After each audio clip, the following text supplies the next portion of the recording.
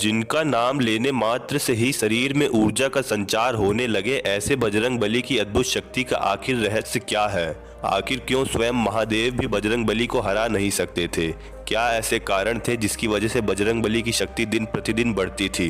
बजरंगबली, जिन्हें भगवान शिव का 11वां अवतार माना जाता है। बजरंगबली को भोलेनाथ का रौद्र अवतार भी कहा गया है, क्योंकि बजरंगबली का क्रोध भोलेनाथ के समान ही था।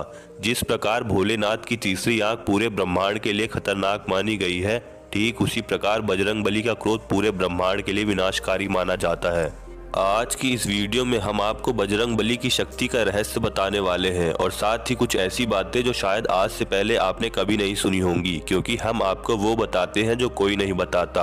आगे बढ़ने से पहले यदि आप हमारे चैनल पर नए हैं तो चैनल को सब्सक्राइब करके बेल आइकन दबा लें, ताकि हमारी वीडियो सबसे पहले आप तक पहुँच सके।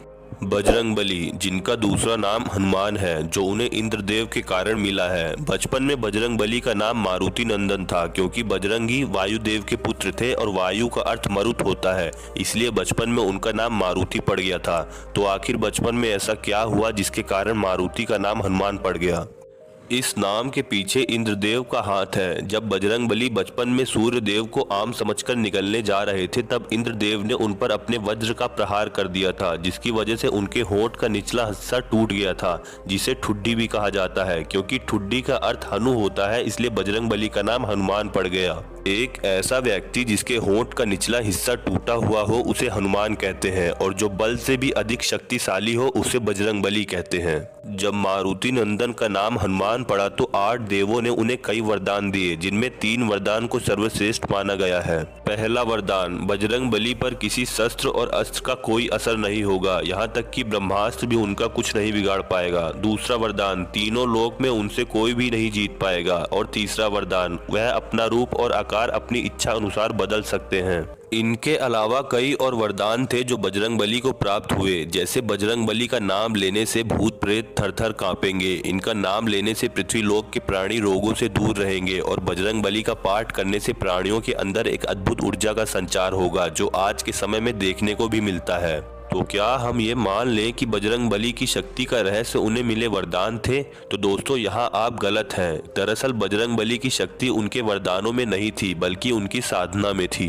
बचपन से ही बजरंगबली राम भगवान की साधना करते थे, क्योंकि राम भगवान पवन पुत्र के जीवन का एक अभिन्न हिस्सा थे, जिन्हें वह अपने हृदय में बसा कर रखते थे, और इस बात का प्रमाण उन्होंने अपनी छाती फाड़ कर दिया था। बजरंगबली की शक्ति राम के नाम में निवास करती थी।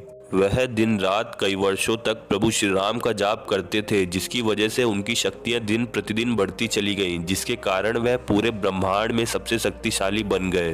दोस्तों, आपने रामायण में देखा होगा कि बजरंगबली किसी कार्य को करने से पहले राम भगवान का नाम जरूर लेते थे, क्योंकि राम का नाम लेने से उनकी ताकत 2 गुना हो जाती थी।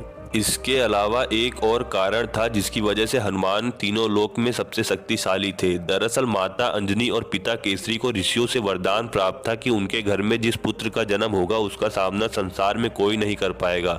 ऋषियों का वरदान सच हुआ, और आज तक बजरंगबली ने किसी युद्ध में हार का सामना नहीं किया। यहाँ तक कि उनका युद्ध महादेव के साथ भी हुआ था, लेकिन महादेव भी बजरंगबली का कुछ नहीं बिगाड़ पाए। हालांकि क्रोध में आकर भोले बाबा ने बजरंगबली पर पशुपतास्त्र का वार कर दिया था। इस हमले को माता पार्वती ने रोक दिया था, क्योंकि ये हमला काफी खतरनाक था।